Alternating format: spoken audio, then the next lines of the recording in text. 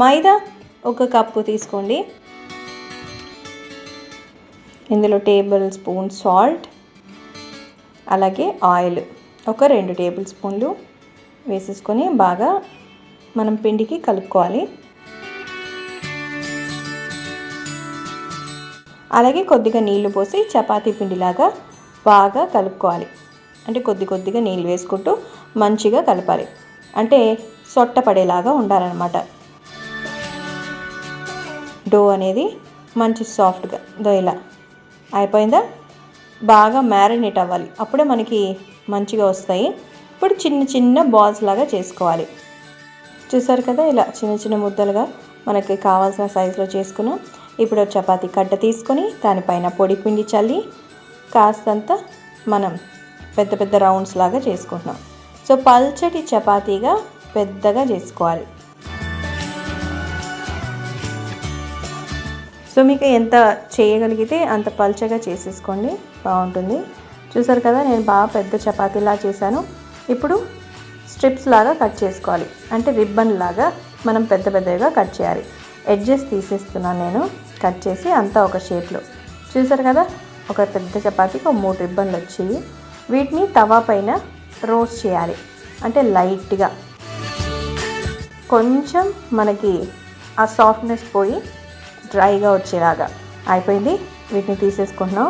ఇప్పుడు మసాలా ప్యాన్ పెట్టి కొద్దిగా ఆయిల్ వేసి 3 టేబుల్ స్పూన్లు జీలకర్ర, 1 టేబుల్ స్పూను ఆవాలు, 1 టేబుల్ స్పూను పచ్చెనపప్పు, 1 టేబుల్ స్పూను ఆనియన్స్, 1 కప్పు సన్నగా తరిగిన ఆనియన్స్, అలాగే గ్రీన్ చిల్లీస్ కూడా ఒక 10, రెడ్ చిల్లీస్ ఇవి ఒక 4, కొద్దిగా కరివేపాకు, కొంచెం పల్లీలు, అలాగే బాయిల్ చేసినటువంటి గ్రీన్ పీస్ అన్నీ వేసి బాగా కలుపుకోవాలి.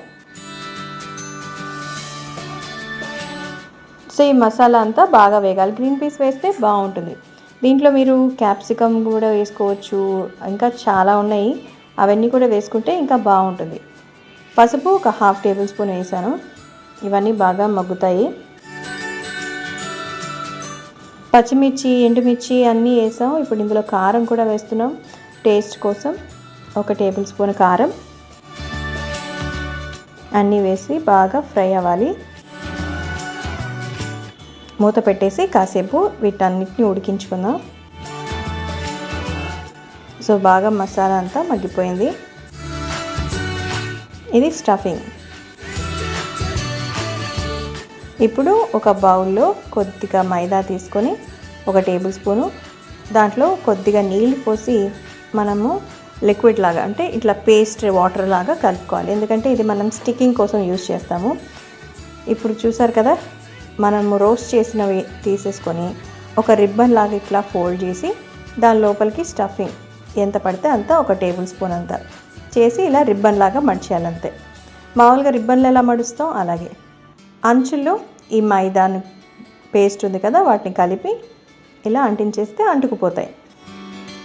చూసారు కదా, ఇలా జస్ట్ కోన్ లాగా మడిచి అందులో స్టఫ్ చేసి దాన్ని కొంచెం లోపలికి అంటూ ఇలా ఫోల్డ్ చేసేసి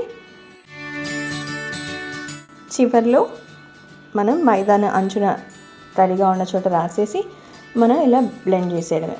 అది బాగా అట్లనే అతుక్కుంటుంది. చూసారుగా, ఇట్లా ఇదిగో అన్నీ తయారు చేసేసాం. ఇప్పుడు డీప్ ఫ్రైకి సరిపడా ఆయిల్ పెట్టుకొని బాగా హీట్ ఎక్కాక మీడియంలో పెట్టుకొని ఒక్కొక్కటిగా అన్నీ వేయించేసుకోవడమే. చాలా ఈజీగా అయిపోతుంది. అండ్ ఆ పిల్లలు చాలా లైక్ చేస్తారు. ఎందుకంటే చూడ్డానికి ఇవి బుజ్జిగా ఉంటాయి అండ్ తినడానికి చాలా బాగుంటాయి. క్రిస్పీగా పైన లేయర్ అంతా.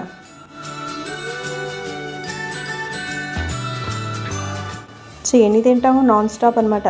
దట్టు మన ఇంట్లో చేసుకున్నాం కాబట్టి మంచి టేస్ట్ అండ్ హైజీనిక్గా ఉంటాయి. సో మీరు బాగా బయటకు వెళ్ళినప్పుడు ఇలాంటి స్నాక్స్ తింటారా? నేనైతే ఇలాంటివి ఫస్ట్ టైం ట్రై చేసింది అంటే ఖచ్చితంగా సినిమా హాల్స్ దగ్గరే. సినిమా హాల్లో చిన్నప్పుడు మా తాతయ్యతో వెళ్ళేటప్పుడు అక్కడ ఇంత చిన్నవి కాదు కానీ ఓ రేంజ్లో ఉండేవి. బట్ ఆనియన్ సమోసా మస్తు ఫేమస్. ఆ తర్వాత చెన్నై వెళ్ళినప్పుడు టీ నగర్ ఏరియాలో బాగా దొరుకుతాయి. ఇంకా ఇప్పుడు కూడా ఒక టెంపుల్ ఉంది, వెంకటేశ్వర స్వామి టెంపుల్, అప్పలాగుంట అని చెప్పి. అక్కడ కూడా ఇది చాలా మంచి ఫేమస్ అనమాట. ఫ్రైడ్ గ్రీన్ చిల్లీస్ విత్ బుల్లి సమోసా, వీటితో పాటు ఫ్రై చేసిన పచ్చిమిర్చి సైడ్ డిష్గా అద్భుతంగా ఉంటాయి.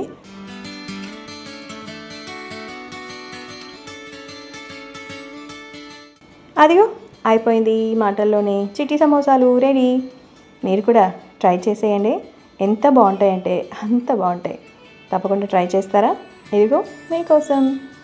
Thank you so much for watching and please subscribe and share. Like చేయండి, కామెంట్ చేయండి.